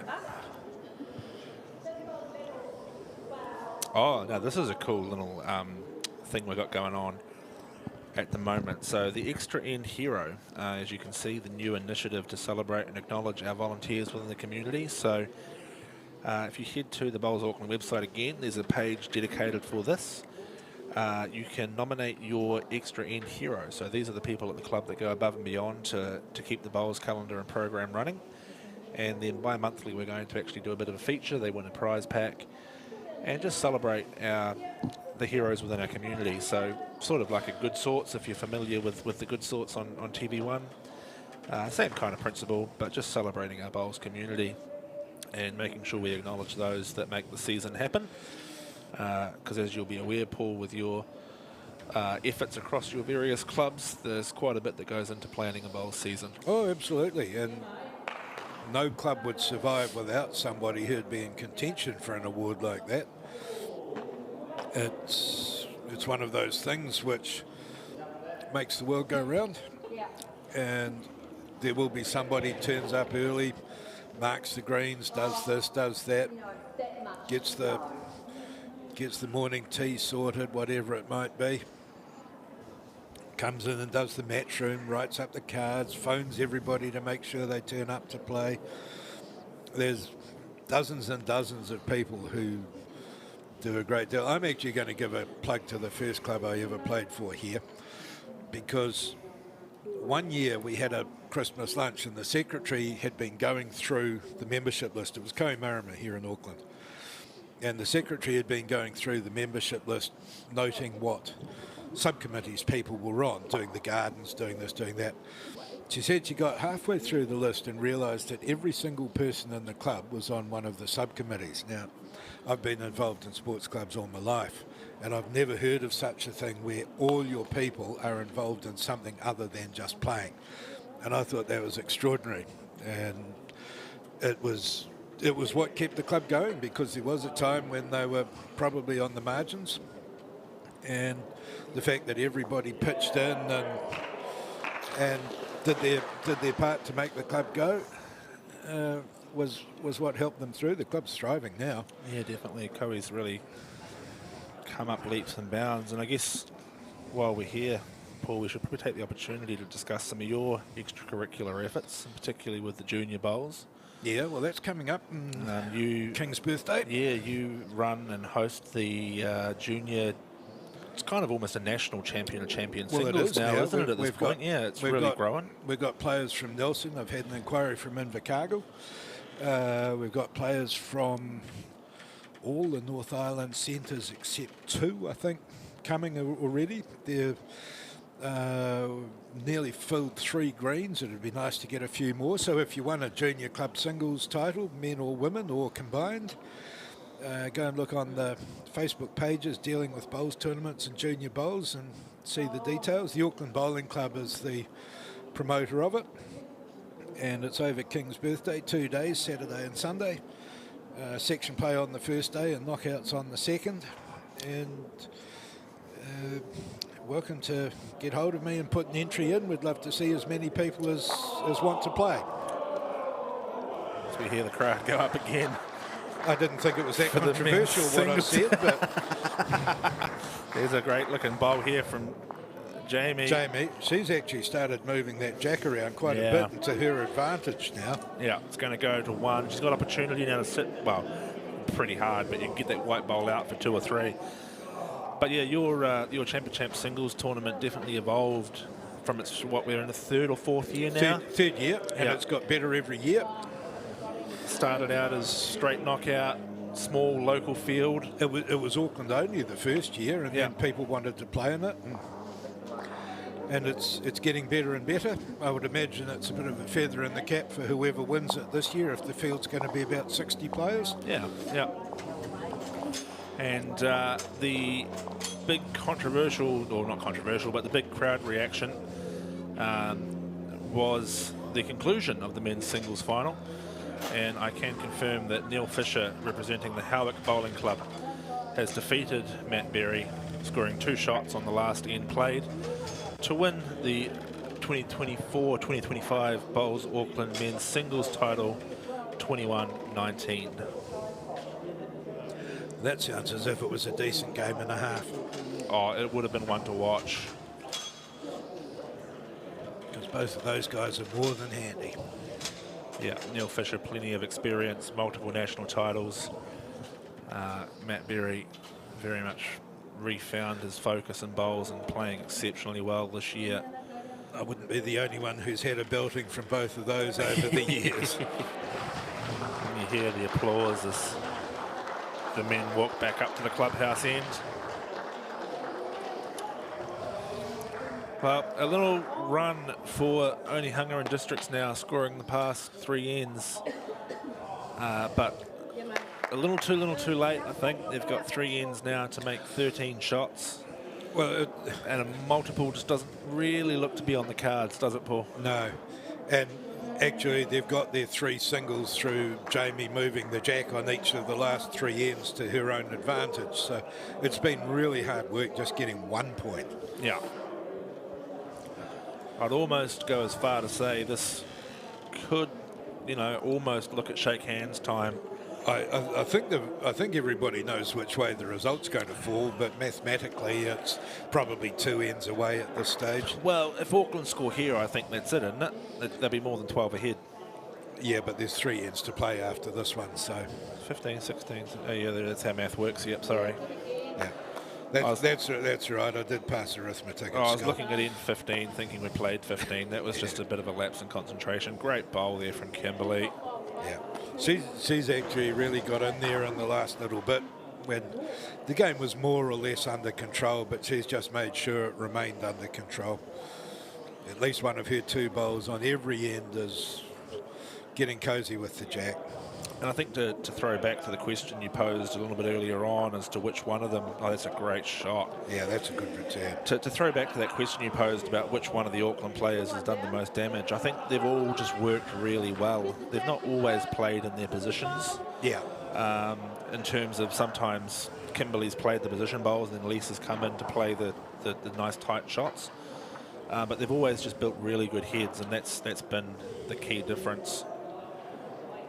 They've had 1 end where they could have been punished, but they also had the shot. They got very lucky, yeah. Yeah, they had 1 shot, and then Districts had probably 5 seconds.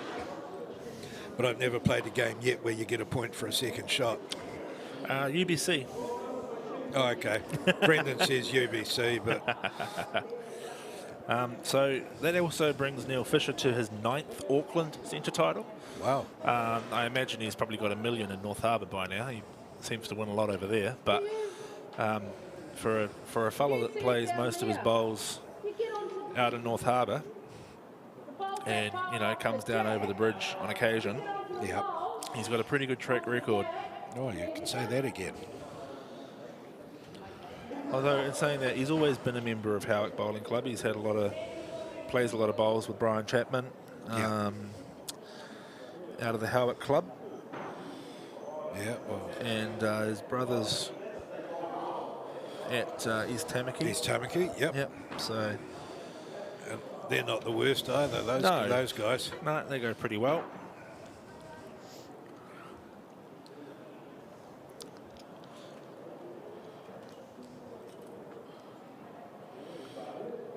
It's not going to threaten, I don't think. Oh, your weight was real good too. That's all good, mate. Well, she drops it on that bowl Nothing there. wrong with that. Pretty good position. Yeah, that shot bowl is just a wee bit of an orphan at the moment. Second one in there for Districts would be very handy.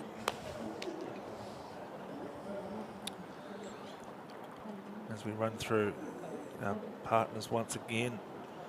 Pretty exciting stuff coming out of Taylor Bowls at the moment. Finally getting into the multicoloured market with their new split range. Young Adam Blucher, who we talked about a little bit earlier in the afternoon, he's just picked up a new set of split bowls. Blue on one side, red on the other. It's great to see this innovation coming into the game. It's No, always nice to have a bit of colour.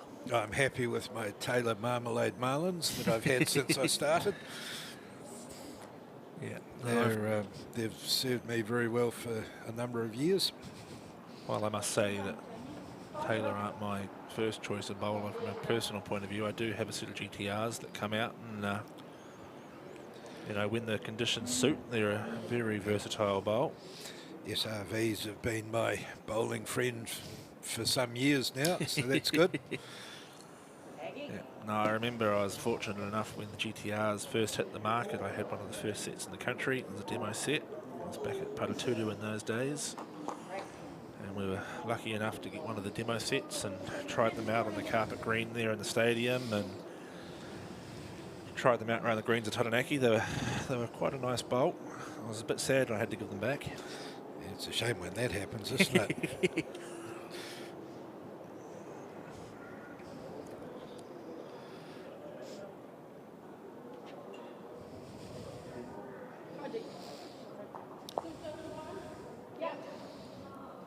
Okay. So I think for Maggie here, just nothing fancy. Trying to draw the shot. Doesn't have to be overly zealous. No. Aggie's in that happy position where one down is not going to throw the world out of its courses. Not a bad effort at trying to turn it around, mate.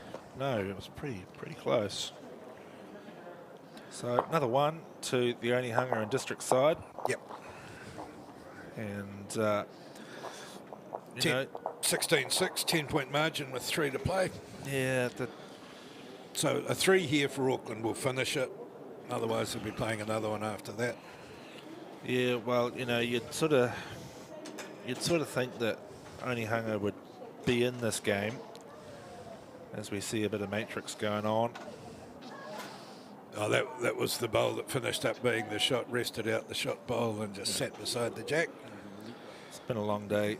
Replay crew need to take another bite of their sandwich.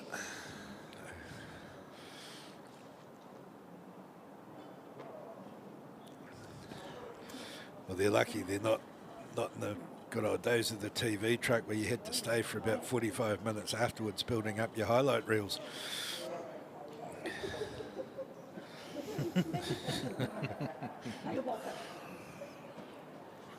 So Auckland, as you mentioned, Paul, scoring this end will lock in. Oh, well, no, sorry, They need a three. They need a 3, yeah. They need a 3. However, I do think if they score, it's probably just enough mentally for Onehunga to wave the white flag. And the bowls will be at the clubhouse And end. the bowls will be at the clubhouse end, which makes a huge difference. Yeah, you don't want to carry them all back from up the other end if you don't have to. So I guess we'll take this little opportunity now as this head builds just to plug tomorrow's bowls. We have the 1 to 5 singles also being played here at Royal Oak. We have Dana Taylor of the Howick Club playing Penny Yam from representing Carlton Cornwall in one women's semi-final. Nicole Singer of Royal Oak and Jana Savov of the Mount Albert Club. That'll be a good game. Yeah, they've had a few good games over their junior years. Oh, They're haven't both, they? I think Jana's a 3rd-year player now. Nicole's in her 4th year. Yeah. So throughout those last 3 years, those two have probably been... You'd be fairly safe in saying those two have been the most consistent singles performers, along with Hannah Dawson from the Howick Club, of course. Yeah. So they've had some great matches, and that'll be another one to add to their collection. And then over on the men's side, Fremar Akaruru Tanaki. He's already qualified for the final, thanks to a slightly over-eager umpire who didn't quite get the memo to only play 3 rounds, not 4. So he finds himself straight through to the final.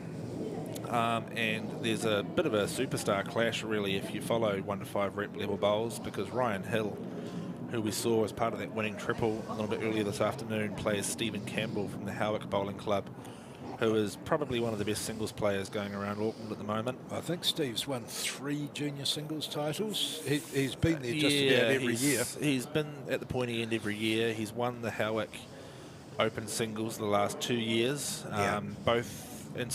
Last year he was semi-finalist in the Open and Champ of Champs singles events, losing Yeah. both semi-finals to Mike Galloway, who's not Yeah. a player to screw your nose up at in terms of losing a final. So he's definitely, in that singles picture at the moment as one of the top players in Auckland.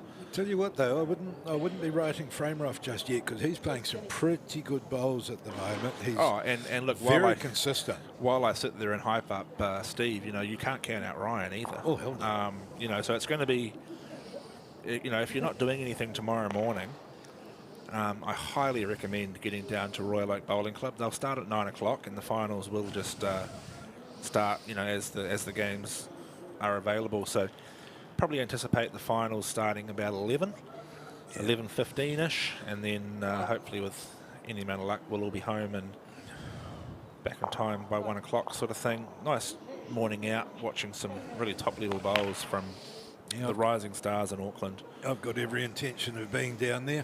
Yeah, I'm the junior selector for the rep side, so I kind of have to go and watch.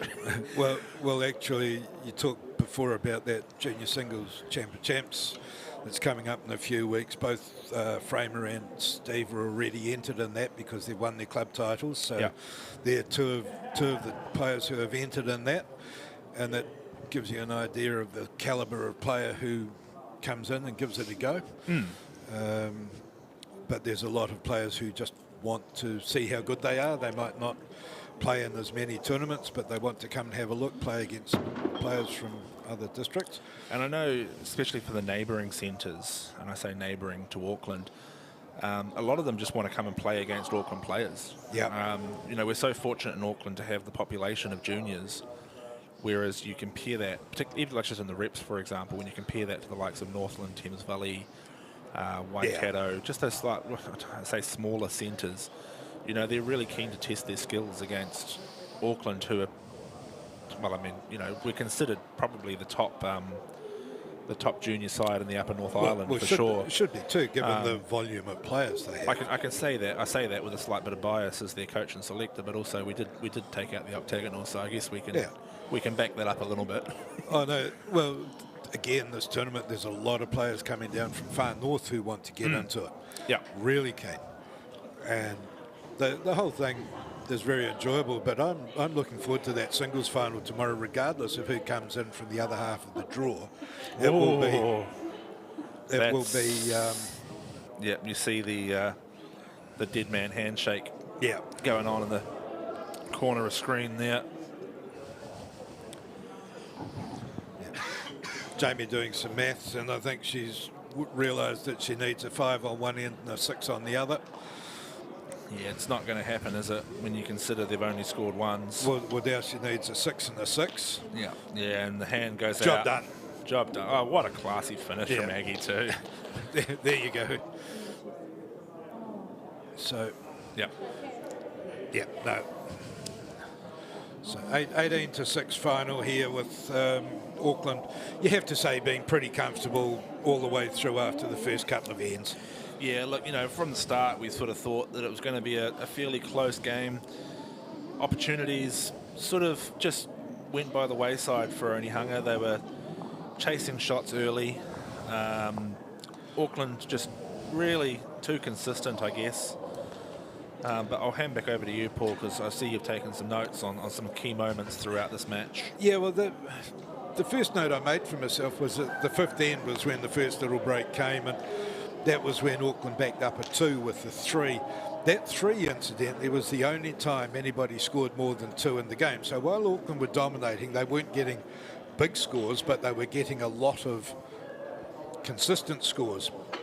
And they went on a wee run where they got 5 2s and a 3 and 6 ends. They scored on 8 consecutive ends.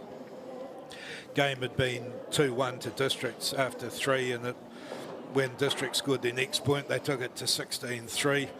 It could have been worse too, because 6-10, Jamie was staring at 5 down, and she played a pretty good draw shot to cut. She took 3 shots out of the count, but that was all she was doing for quite a lot of the game, was trying to rescue. She never had anything she could build on, and there were 2 or 3 occasions where Waimoana would chip the jack and she'd get half of it instead of all of it, and it would go and sit right on top of an Auckland bowl.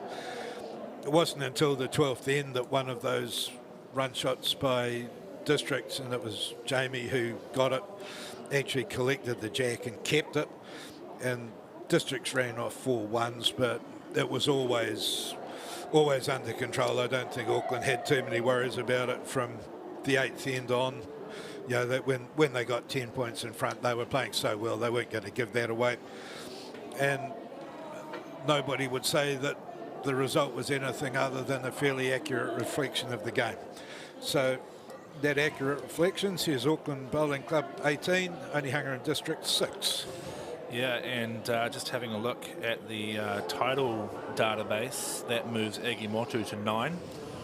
And along with her centre singles win this morning, this is now the 10th title for Lisa Prideaux in what's been a pretty dominant sort of couple of years for Lisa, winning the the centre pairs in 1920, and then 10 titles from 1920 through.